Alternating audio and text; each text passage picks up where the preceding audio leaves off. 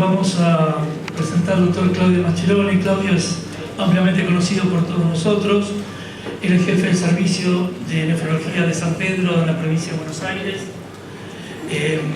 Como saben, fue expresidente de la Sociedad Argentina de Nefrología y actualmente está liderando la diplomatura en nefrología ambulatoria. Y va a pensar ahora sobre qué podemos hablar del tratamiento de la nefropatía membranosa en esta época de los anticuerpos antirreceptor de la antifosfolipasa A2.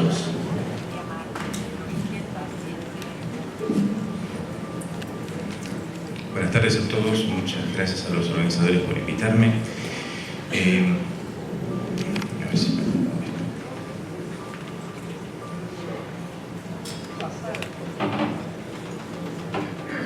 Estoy tratando de que se vean las dos pantallas, el mouse. No lo logro.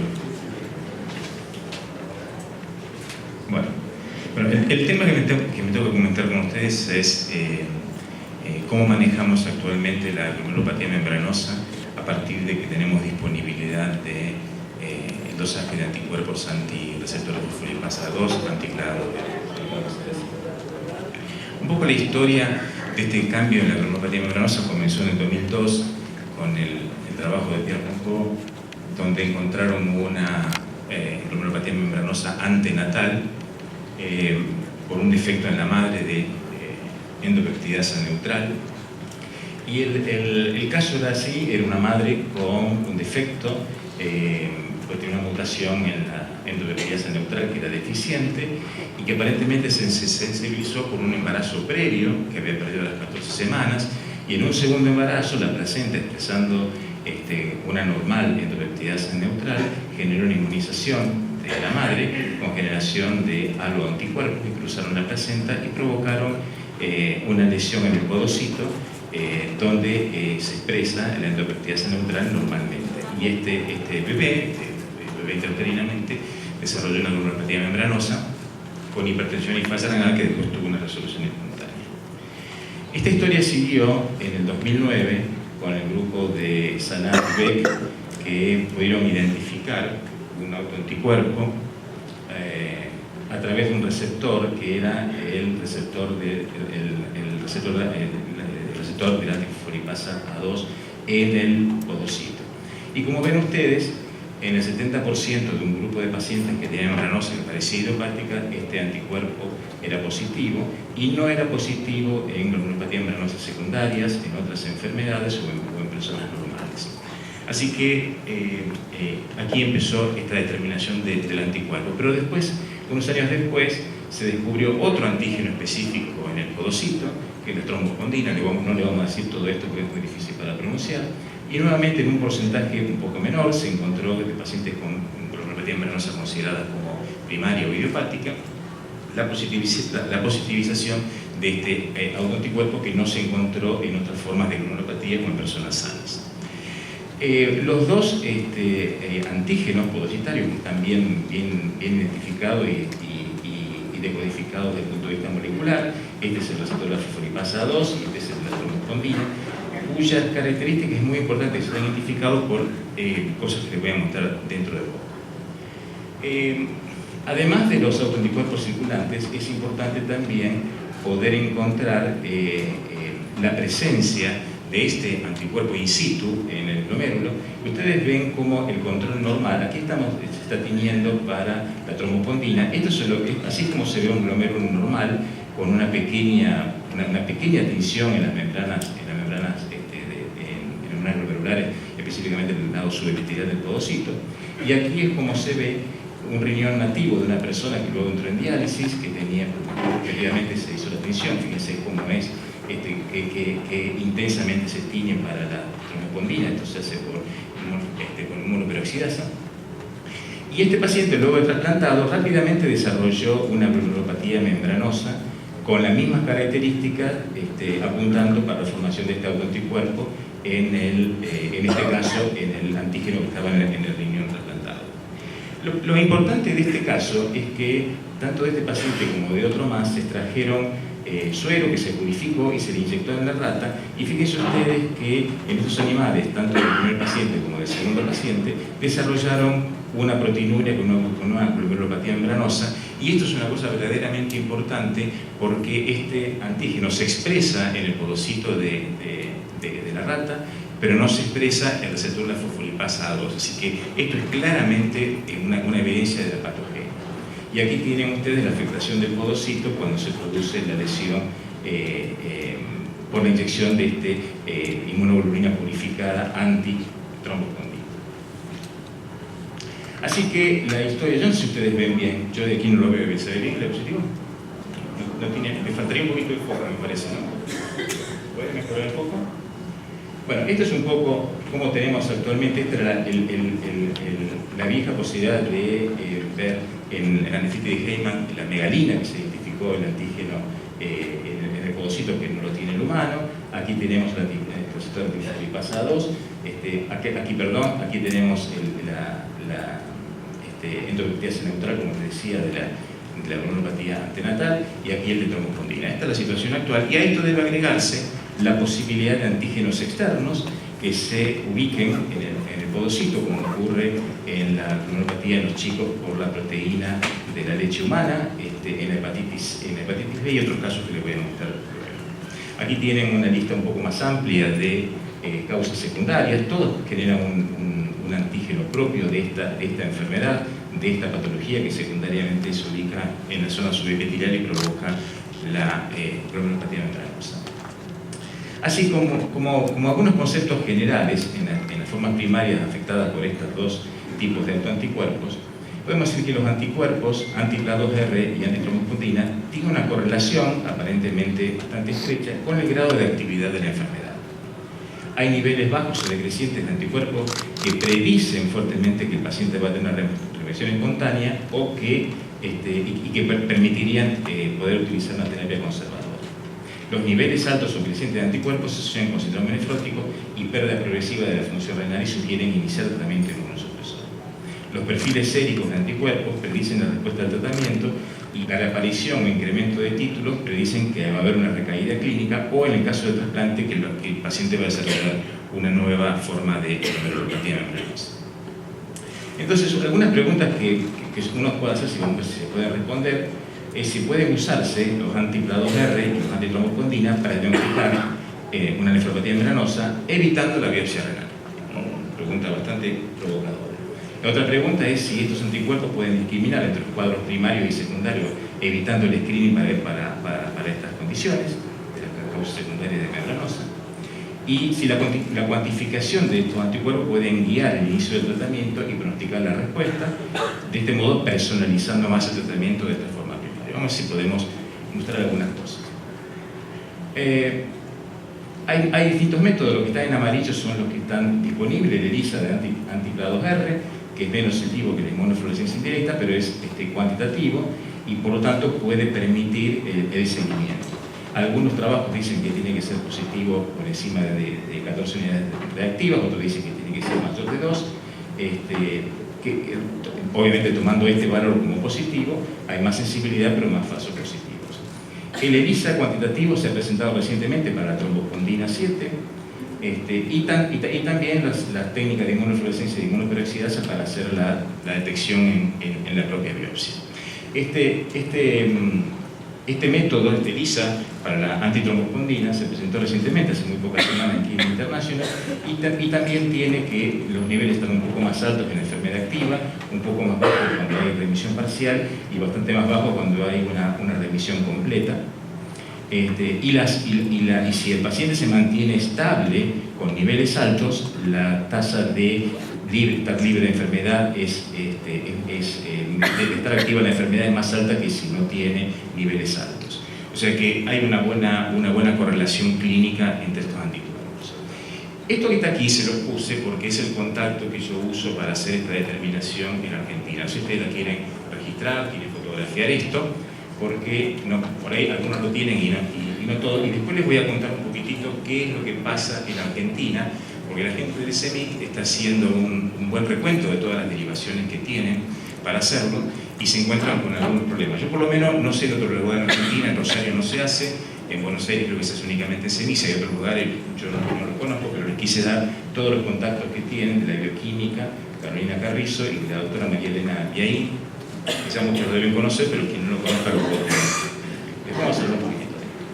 Bueno, y esto es lo que les decía, que se puede, para ver un poquito más, no sé si van a saber estas pequeñas líneas marrones, que es la tinción en un glomérulo normal, porque se detecta la presencia del antígeno previamente, y esto es lo que ocurre por el fenómeno del capping and sharing, que es cuando una célula tiene un antígeno y es atacada por el sistema inmune, la célula se desprende de ese inmunocomplejo formado in situ, y eso es lo que se va a teñir después con la técnica de inmunoperoxidasa cuando se utiliza esto. Fíjense la gran diferencia que hay entre un glomérulo que tiene una nefropatía membranosa, en este caso la proteína 7, y el glomérulo normal, que es el control que se usa.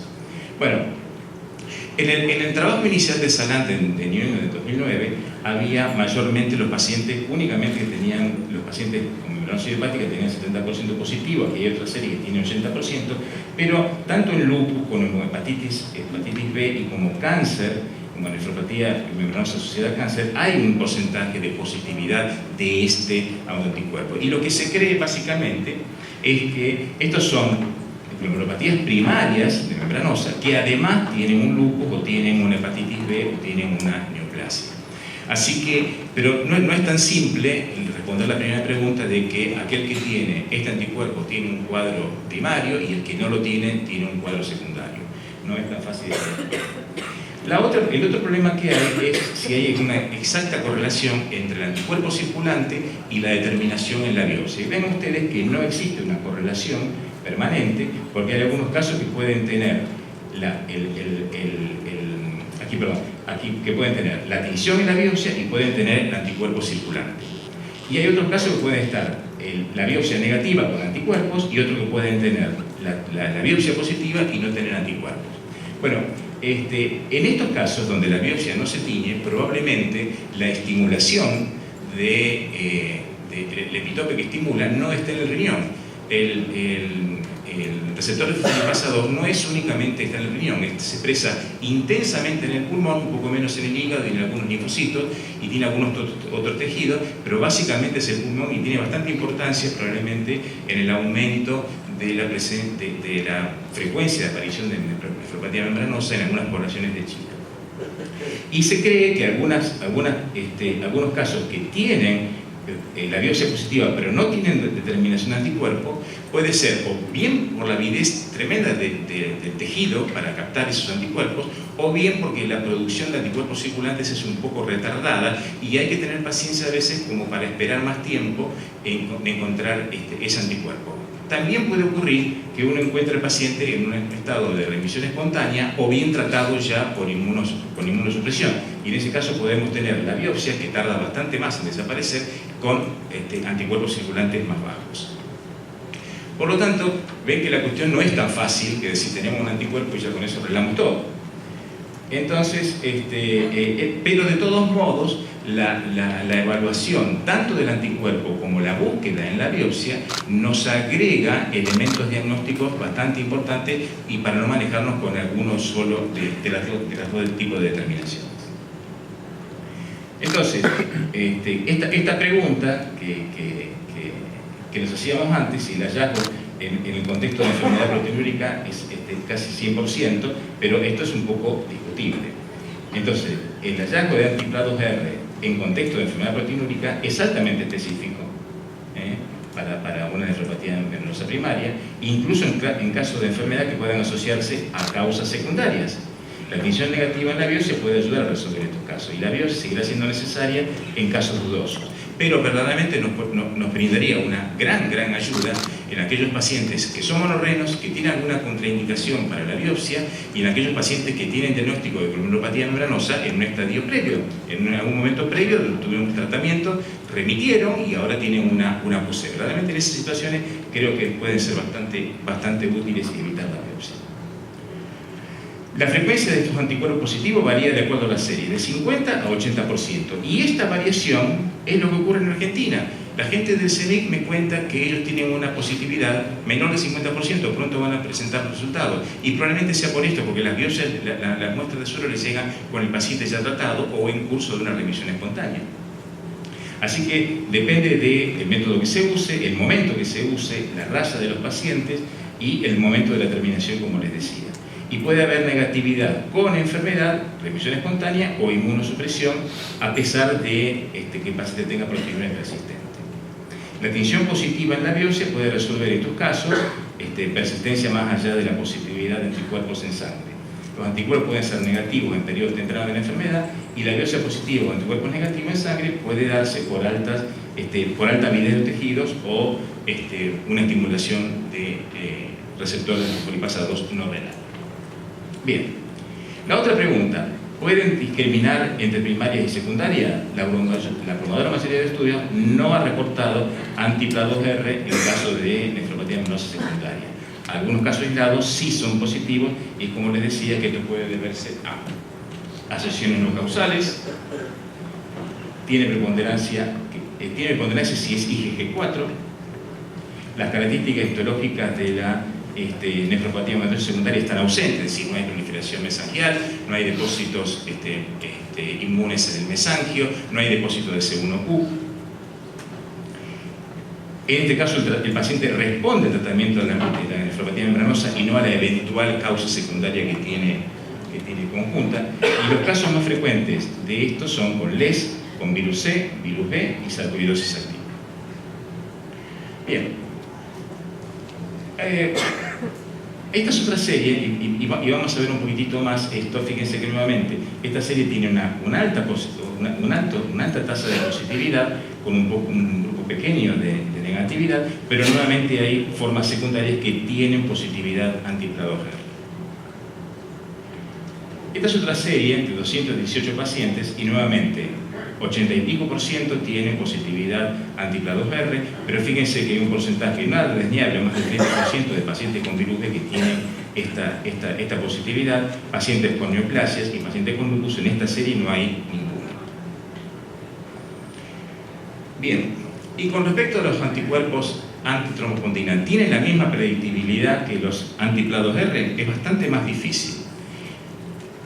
Fíjense ustedes que la presencia de este anticuerpo se asocia con enfermedades sistémicas, no se asocia con enfermedades sistémicas, aunque sí con enfermedades neoplásicas, y este caso es muy paradigmático, que se muestra en todas las charlas sobre membranosa, de una paciente con un cáncer de vesícula biliar que desarrolla una proteinuria, que se le hace el diagnóstico, se le hace la cirugía y se le empieza el tratamiento con quimioterápico y rápidamente baja los anticuerpos y empieza a bajar la proteinuria.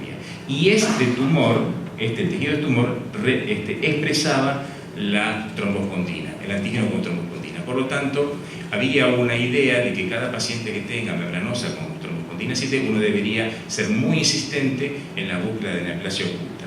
Sin embargo, las series un poco más grandes no demuestran esta misma característica. Fíjense que aquí hay un metaanálisis con 10 estudios con más de 4.000 pacientes con glomerulopatía membranosa. Y de estos 4.000 pacientes, solo 3% tenían positividad para anticuerpos antitrombospondina, que eran 77 pacientes. Pero si tomaban todos los pacientes con membranosa que eran anti-PLA2R negativo, ya esto subía al 10%. Y estos números se repiten en los trabajos, en la mayor parte de los trabajos que están circulando actualmente. La tinción positiva en la biopsia fue también en el 3% de los pacientes. Y 3 de 10 estudios reportaron neoplasias asociadas, pero ninguno de esos estudios que buscaron el antígeno trombospondina en el tumor fue positivo.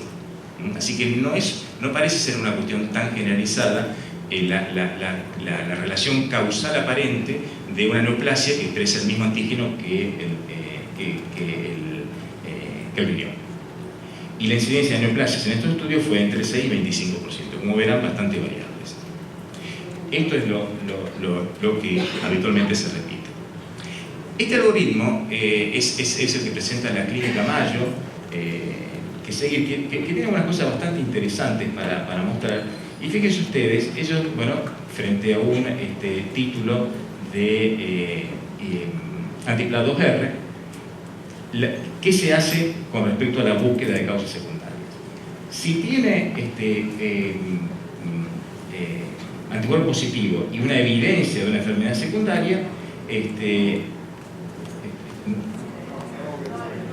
perdón, es que no veo porque sin evidencia de una enfermedad secundaria, uno puede considerar que esto está asociado a una nefropatía membranosa, ¿no es cierto? Entonces, en ese caso, va a tener una vigilancia de acuerdo a las características propias del paciente, de su edad y demás.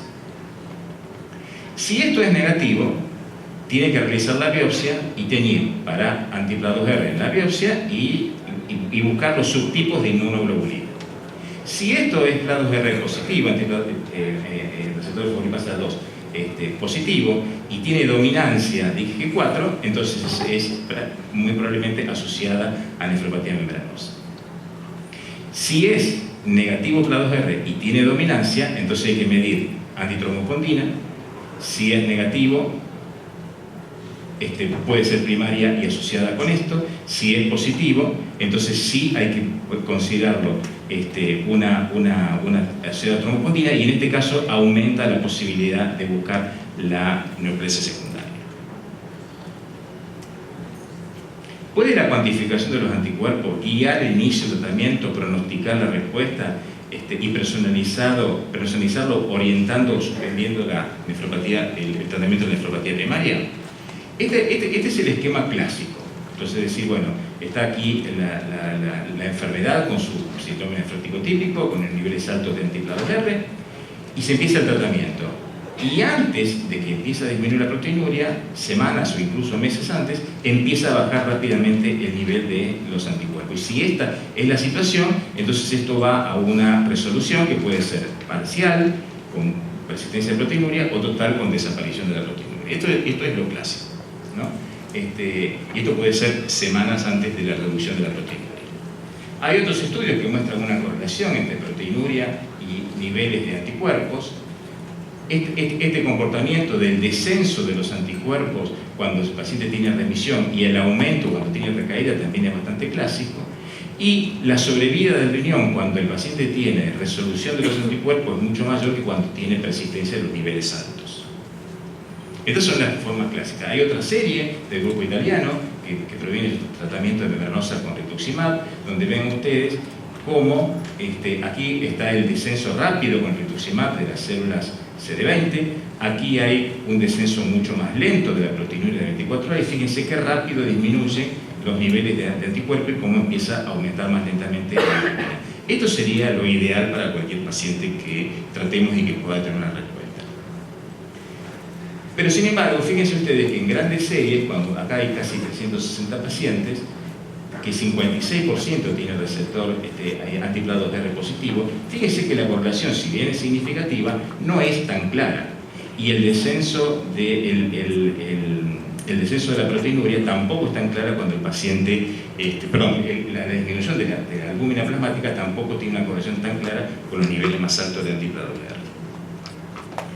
Pero cuando uno hace una regresión logística para ver qué paciente no tenía remisión con el tratamiento, los niveles de antiplados R aparecen como, aquí, la positividad, el nivel de antiplados R aparece como algo bastante significativo. Cuando se hace la regresión logística para no remisión espontánea, ocurre lo mismo, y cuando se hace la regresión de Cox ahora para ver cuándo el paciente pierde más del 50% de la función renal que tenía, también aparece el nivel como algo cercano a la significación, así que alguna relación claramente hay. Entonces, con respecto a la pregunta, ¿se puede con esta cuantificación hacer todo esto de pronosticar, de personalizar y orientar para suspender? Diríamos que el descenso marcado de los anticuerpos en la primera fase del tratamiento y su desaparición en 6 a 9 meses verdaderamente pronostica una disminución de la proteinuria que puede durar durante bastante tiempo. Los pacientes con niveles indetectables al final de la terapia, alta probabilidad de mantener una remisión alta por 5 años. Los pacientes con reducción en los niveles, solo la mitad, probablemente tengan una resistencia a la terapia utilizada. El aumento o la aparición de anticuerpos precede la recaída en más o menos 3 meses. Y los niveles elevados pueden asociarse a falta de remisión espontánea, falta de respuesta al tratamiento y progresión a la enfermedad renal. Es decir, que si bien nosotros estamos, ahora es un poco engorroso, por eso les puse los datos, porque hoy en día no está establecido que uno puede mandar a un paciente a cualquier laboratorio para hacerse el análisis y la muestra va a llegar a CENIC o a otro laboratorio. Por eso les muestro, porque tenemos que armar eso, porque esto demora mucho la producción y además hay que hacerlo con cierta frecuencia, esto de acuerdo al paciente, no es solamente una determinación para llegar al diagnóstico. Con respecto a si la cuantificación puede guiar a todo esto, bueno, estábamos hablando así. Este es otro, el esquema que muestra la gente de la Mayo Clinic. Entonces, si tenemos un paciente con proteinuria y con títulos altos de anti-PLA2R, si este paciente tiene niveles muy altos y tiene alto nivel de proteinuria, si los títulos se lo espera un poco si se puede. Si los títulos bajan, se puede bajar a niveles moderados. Si se mantiene nefrótico y los títulos siguen bajando, se puede seguir esperando y hacer periódicamente niveles de anti-PLA2R como para ver si el paciente llega a una revisión espontánea. Si tiene títulos altos, va a tratamiento. Aquí ocurre lo mismo. Si el paciente tiene una proteinuria que no está en el rango nefrótico, con más razón, si los títulos bajan, se puede mantener una conducta expectante, esperando eventualmente la revisión, y si los títulos son altos, va a tratamiento inmunosupresor. Es decir, que en las tres situaciones de este algoritmo, cuando los títulos son altos, realmente no se puede esperar y el paciente tiene que ser tratado. Algunos apuntes de nuevos conceptos y su manejo su impacto en el manejo, y con esto voy terminando. Les comentaba que la caracterización molecular de este receptor anti-PLA2R es muy importante porque gracias a esto se ha determinado lo que se llama diseminación, spreading de los epitopes. La respuesta inicial estaba dada por este epitope, que es el dominio rico en cistina, el CISR, que los anticuerpos estaban dirigidos hacia este sector. Un estudio un poquito más amplio vio que además de la reacción inmune frente a este epitope del receptor más habitual, se agregaba una con el receptor que es el dominio de fibronectina, el dominio de lectina de 1 a 8 con respecto al 1, y además se agregaba al dominio de lectina el tipo 7. Vean ustedes, esto se llama diseminación de epitopes. Es decir, en vez de tener una sola reacción, tiene reacción hacia 3. ¿Y qué importancia tiene esto? Porque el resultado es peor. La diseminación de epitopes es un fenómeno habitual, inmune, común contra agentes infecciosos y autoanticuerpos. O sea, es bastante frecuente en las enfermedades autoinmunes. Comienza con el reconocimiento del epitope dominante, en este caso sería el CISR. Luego se extiende a epitopes sin reactividad cruzada, porque no tienen reactividad cruzada, sino que son otra respuesta inmune, sobre la misma proteína, que se llama diseminación de epitope intramolecular, como ocurre con el epitope de la lectina, tanto 1 como 7. También puede haber extensión de epitopes sobre moléculas vecinas, diseminación de epitopes intermolecular, y el resultado es un incremento de la diversidad del repertorio de anticuerpos con una respuesta inmune aumentada. Y la diseminación de epitopes es un evento inmunopatogénico primario en las enfermedades autoinmunes. Esto está también estudiado en la enfermedad por anticuerpos antimembrana basal glomerular, donde la sobrevida renal en los pacientes que tienen más de un epitope, el EA y el EB de la molécula del colágeno 4, tienen menor sobrevida renal que aquellos que tienen una sola respuesta contra el epitope EA, que tienen mucha mejor sobrevida. Veamos qué ocurre en la membranosa. Fíjense que aquí tienen ustedes un grupo de pacientes que tienen un grupo con una respuesta, la clásica, con el epitope rico en cistina, otro grupo que tiene dos respuestas, el cistina y el lectina 1, y el otro grupo que tiene tres respuestas con el cistina, lectina 1 y lectina 7. Fíjense cómo es la sobrevida renal de estos pacientes. Aquel que tiene una respuesta única tiene una sobrevida mucho mejor que los que tienen una diseminación o el spreading del epitope. Y esta diseminación también tiene resultados peores con respecto a la forma clásica. En este trabajo, que es donde se utilizó rituximab para la columnopatía membranosa, observen ustedes, aquí están divididos los pacientes entre los que tuvieron títulos menor de 50 unidades de reactivas y los que tuvieron mayor de 50 unidades reactivas.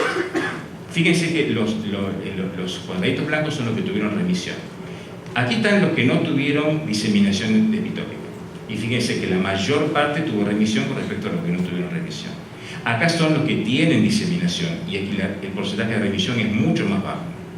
Si vemos los pacientes que tuvieron títulos más altos, nuevamente, cuando no había spreading tenían 100% de remisión, cuando había spreading tenían solamente el 41%. Y además, el rituximab disminuye, estos son los que tuvieron diseminación epitópica, y fíjense con el tratamiento con rituximab cómo baja incluso en los que no tenían remisión. Así que el tratamiento puede revertir la diseminación de la formación de más anticuerpos. Y como consideración final, podemos decir que estos antígenos verdaderamente nos han ayudado a comprender bastante la enfermedad, y el desarrollo de estos anticuerpos para monitoreo de la enfermedad autoinmune es una ayuda enorme en el manejo del paciente. La medición de estos niveles plasmáticos permite actualmente que optimicemos y que sea bastante más individual la terapia y no que todas las membranosas sean iguales, o que es nefrótica y proteinúria no nefrótica. Combinar los resultados de los anticuerpos, sea por inmunofluorescencia y inmunoperoxidasa, en la biopsia con la determinación de antígenos, nos mejora bastante la posibilidad y la seguridad diagnóstica de los enfermos. Y el esquema individualizado de los niveles de anticuerpos permite un mejor manejo, entendiendo un poco cuál va a ser el genio de esta enfermedad. Por supuesto que quedan muchas dudas, y recomiendo mucho este trabajo de Salant, publicado hace muy poquito, donde muestran los desafíos que nos quedan pendientes, porque no se conoce el rol fisiológico exacto de qué hace el PLA2R y la trombopondina en el podocito. La trombopondina aparentemente tiene más relación estructural, porque las lesiones del citoesqueleto que se producen en ese modelo animal que yo les mostré, que se pudo estudiar, están producidas cuando son atacadas por el anticuerpo antitrombopondina. No se sabe cómo responde el podocito con esta injuria. La influencia genética cada vez tiene más importancia porque hay una predisposición para hacerlo. La influencia de los factores ambientales, lo que les decía que en China está estudiado en más de 900 hospitales y en una población inmensa, decenas de miles de personas, cómo incide la contaminación, la polución aérea con partículas, materias de partículas que miden más de 2,5 micras, y cómo eso incide en la polución ambiental, cómo eso incide en las enfermedades pulmonares. Y aparentemente bastante de la patogenia de esto puede tener que ver, como yo les decía, que el PLA2R está en el pulmón, se afecta por la polución, genera una respuesta inmune del cual el riñón sería un testigo, una víctima secundaria. Y ellos ven que en las zonas de mayor polución, todas las glomerulopatías, porque analizan más de 20.000 biopsias, todas las glomerulopatías están estables, excepto la membranosa que va subiendo. Así que eso tiene bastante que ver. No se sabe cómo es el mecanismo de injuria inducida por el anticuerpo.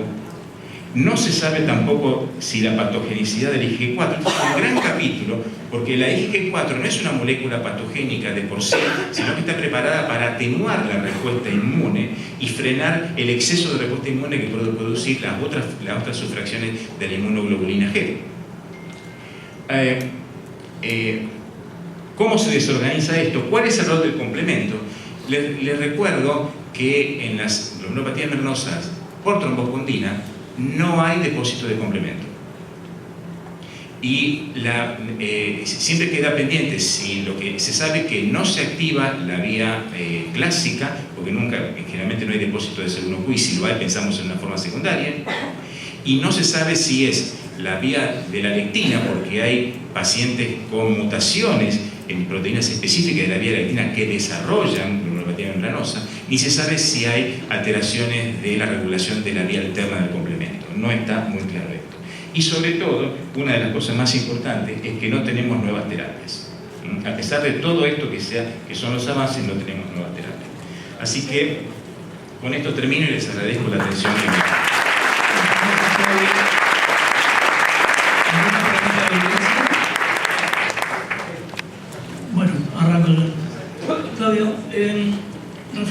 tercera pregunta de tu agenda de optimizar, personalizar, orientar el tratamiento, los distintos niveles de antiplá claramente nos muestran que podemos predecir mucho de lo que puede pasar, digamos, con la evolución de los pacientes. Pero esto fue muy demostrado sobre todo para formas de inmunosupresión clásicas en la nefropatía membranosa con ciclofosfamida o más recientemente con rituximab. ¿Qué pasa, por ejemplo, con los pacientes tratados con tacrolimus o CTH, cuando no tienen una influencia sobre el linfocito B que tienen las drogas anteriores?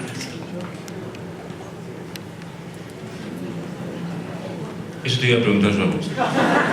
No lo sé, verdaderamente no lo sé. Yo sé que algo baja. Sí, pero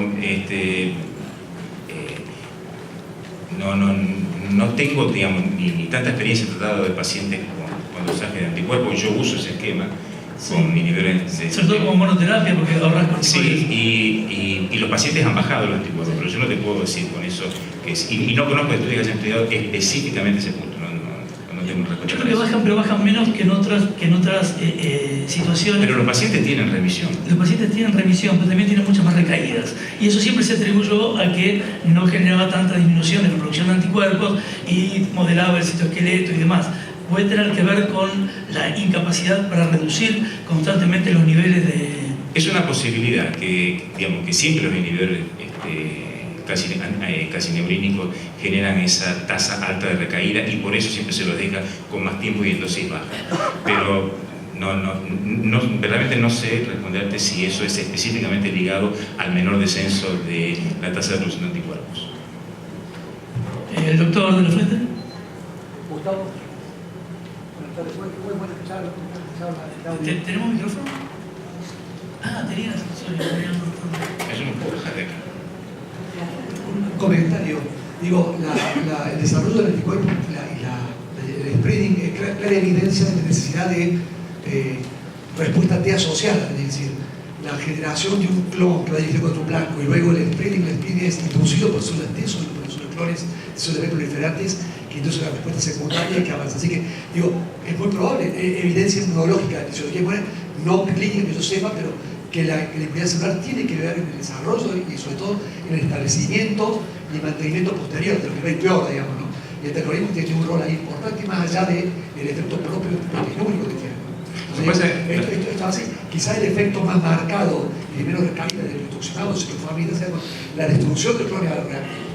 Destruye las células reactivas, no tengo recaída, simplemente porque las células no es que estén inhibidas en su producción de clon, sino que están destruidas. Lo que pasa es que estamos hablando de nefrología de precisión. Y nosotros, hoy en la realidad, nosotros no tenemos precisión.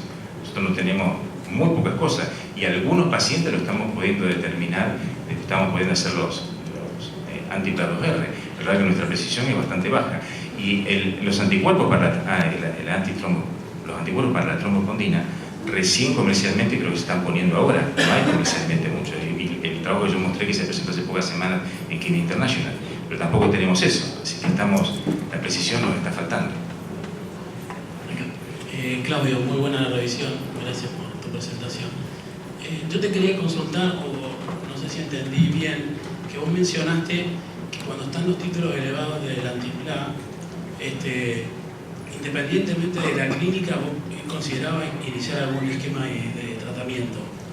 Y en la experiencia pequeña que tenemos nosotros, pero por ahí de pronto parte de la literatura indica que a nosotros nos pasó que tuvimos 4 pacientes con proteinuria nefrótica, 2 con fallo renal y que tenían antiplá por el piso, planchado. O sea que no hubo correlación de títulos con proteinuria ni con fallo renal. ¿Cómo? Pero no dije que con títulos altos y sin clínica. No. ¿Y vos pensás que teniendo títulos altos, aún con proteinuria no nefrótica, lo tratás? No, yo esperaría. Okay. No. O sea, siempre la clínica termina siendo soberana y los mecanismos por los cuales hay más títulos. Aparte, no te olvides que esto que yo comenté, que es una cosa importante, el plato R está en otros lugares. Entonces, nadie puede saber si los anticuerpos están producidos específicamente por la estimulación del antígeno al intrarrenal.